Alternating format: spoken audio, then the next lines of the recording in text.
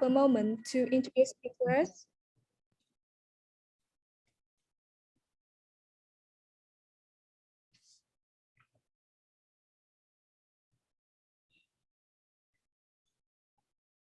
Thanh Huyền, are you there?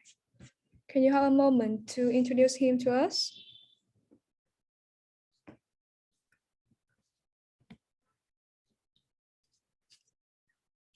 In October, was born in October 1949 in Ovalle, a small city, central Chile.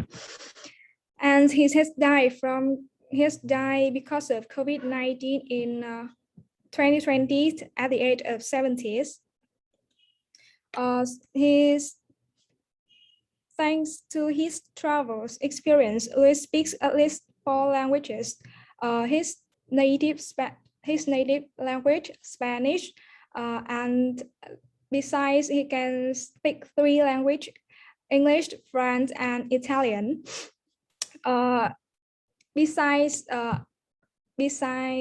the jobs writer, he is also a journalist, a filmmaker, and even the activist. He published his first book at the age of 17. Here are some books of Luis Sepulveda. First is The Old Man Who Read Life Stories. The second is The Story of a Snail Who Discovered the Importance of Being Slow. And the last is the story of Seagul and a cat who taught her to fly. And while writing books, Luis Sepulveda said, "I have a lot of fun writing, and I like that people have a good time with my books. It is a form of contact me with the world." So you have listened to the introduction of the artist Luis Sepulveda. So now we move to the next section, our book's brief content. The beginning of this story is a beautiful line of seagulls. They fly in the white sky. Kangaroo, a female gull with feathers the color of silver, is flying with her flock till they reach the sky's oval place of Biscay. Zebra is a big, fat, black cat. Some hillsmen believe that black cats bring bad luck, but he is kind and has a warm heart. Zebra had great affection for a boy and never forgot that he owed his life to him. Unfortunately, Tigan had a problem. She had suffered through the black wire of an oil slick that had nearly blinded her. Although she was very desperate, she flew inland and sought a place to land.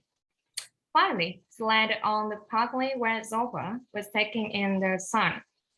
Because Kangaroo doesn't have time to rest, she gives Zebra her air with three promises. Zebra will not eat the and teach it to fly. Zebra had accepted 3 promises.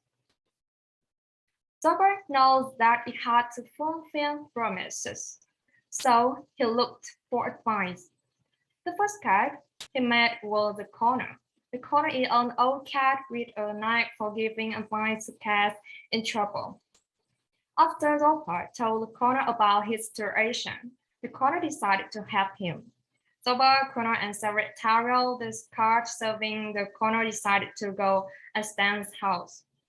Stan is considered a professor cat because it had a giant bookshelf and an encyclopedia.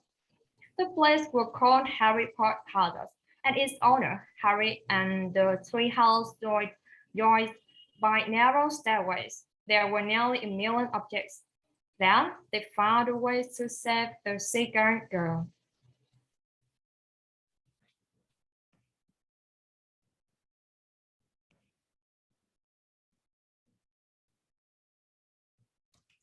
Four cats jumped from the roof to the balcony and knew immediately that they were too late.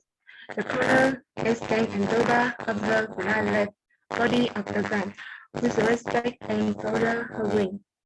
His footsteps to discover the white egg with the loose speckle. Zoba began to take care of the egg as promised. Sorry.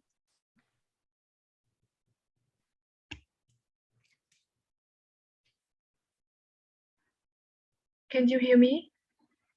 Clear? Yes. Yes. Okay. Yes. Thank you. Zoba began to take care of the egg as promised. Very carefully, he lay down and poured the egg close his belly. Next, it was difficult for Zoba because hatching egg is not easy for cats. Secretary Espen Comber and Zoba dug a hole under the chestnut tree to bury the children. The cats looked up as they walked and tried to find out the art of flying. Zoba carefully incubates the egg, even with the help of Cover and Espen. Zoba still had cramp because he had to stay still for so long. On the 15th day, the egg hatched. Zoba wondered what to feed the bird.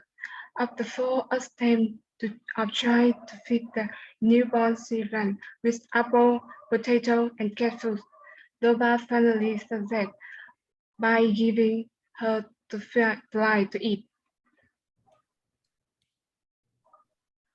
While Zoba was away, two feral cats found the baby children, and they discussed sharing her to eat. Zoba spotted the feral cats ripped the air to chase them away. Zoba found the bacon not a safe place, but couldn't bring baby bird inside because would let the owner know. After brief comfort, Zoba and Chick lived in the bottom until she learned to fly. Zoba negotiated a deal with the seal with the rest to protect Chick's life.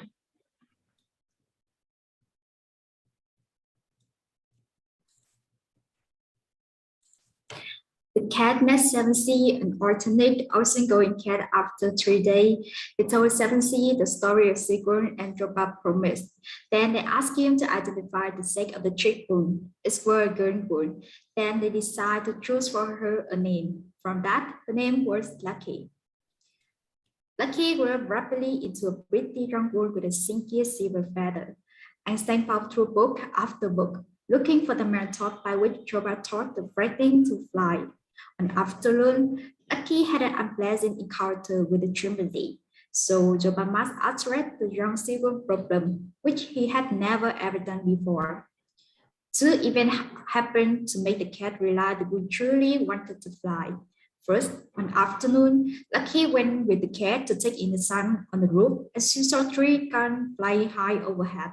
Second, in the following day, the cat and Lucky were listening to one of Seventy's stories. Lucky expressed she wanted the cat to teach her to fly, so Einstein was responsible to directing operation. On the first day, Lucky learned how to fly. She was disappointed because she immediately dropped after her first flight. The cat and Dropa comforted her so much. Book which conceive knowledge can help alone. So the cat taught to break the rule, speaking the language of human. They conduct a meeting to consider the idea because the risk lay in how human would respond. Finally, they accepted Dropa's idea, but only this time. The cat made a list of all humans they knew. After all, they decided to choose the poet, owner of a female cat, Angelina, after hearing Dropa saying, "Maybe he doesn't know how to fly with a bird's wing, but when I listen to him, it's always made me feel he's flying with his word." Dropa ran to the house of the poet to meet Angelina and her owner, but she refused because the poet was busy. Dropa didn't agree with her, so he started playing rock, and he succeeded in catching the poet's attraction. He had a talk after sitting a brief test with the poet. Finally, he accepted Dropa's request to teach Lucky how to fly that very night. Matthew didn't want to let the cat and the little girl get out to meet the poet, so Yoba broke the window and jumped outside. The poet held Lucky and Yoba in his arm and ran to the highest place of St. Matthew Church. Yoba gave Lucky a light tap. She disappeared from view. The human and the cat feared the worst, but when they looked down the fire, she was flying. Now she must continue not only her special mission, but also her mother's journey. As you can see, the Lucky is able to fly and continue her mother journey. It is a meaningful story, isn't it? So, Linh and Mạnh, have you to read this book? Yes. Yes. Okay, so can you guys share with us about the interesting things and what we have gained from this book? Sure. From the book, we can see a lot of interesting things. Firstly, the author has used homophone C's instead of C to describe Kangen, the female role.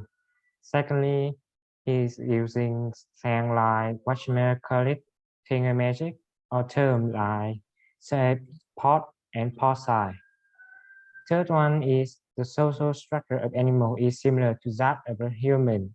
They have their own rule and they can speak various human languages such as English, Russian, Greek, Mandarin, French. And the story contains some scientific factors, for example, the incubate time or the species name. This also using specific accents to represent different character personality, like Colonel and Secretarial using Italian accent like Amico or Bole. The 7C using accents of a sailor like Ahoy, and Einstein always stay dreadful when he heard a bad news or his experience had a bad result. And it also have many lessons hidden in it. So what are the lessons are about? To find out, we will change the next part with Link. Good afternoon. I'm Khánh Linh, and I will take the charge of discussing with you about the lessons that we can learn from the story of a seagull and the cat who taught her to fly. As you can see, it has a cute plot, which is given away by the title. It is a tale about love, friendship, commitment, and honor, and is also about learning to believe in yourself. So the first lesson is about honoring a promise. Zorba promised Kanga 3 things before she died. Don't eat the egg, take care of the egg until it hatched, and teach the chick how to fly.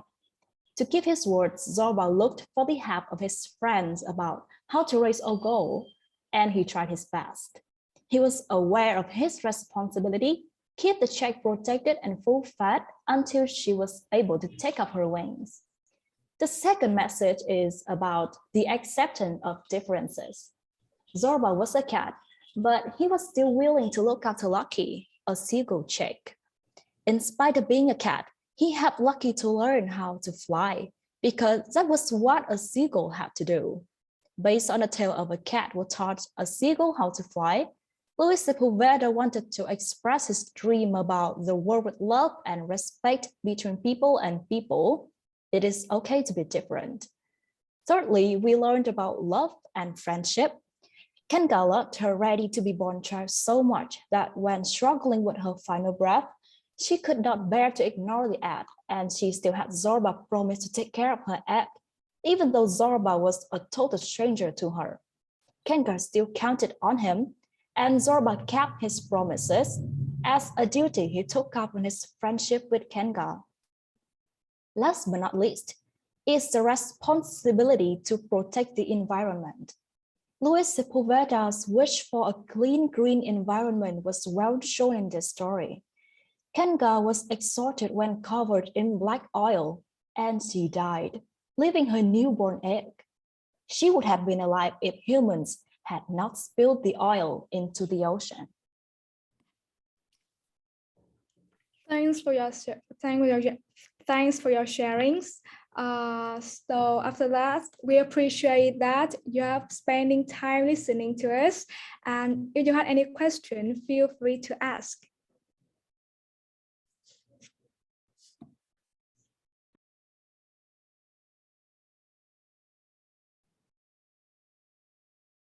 Can you turn back to, okay, I see one person raising hand here. Phi Hoa, right?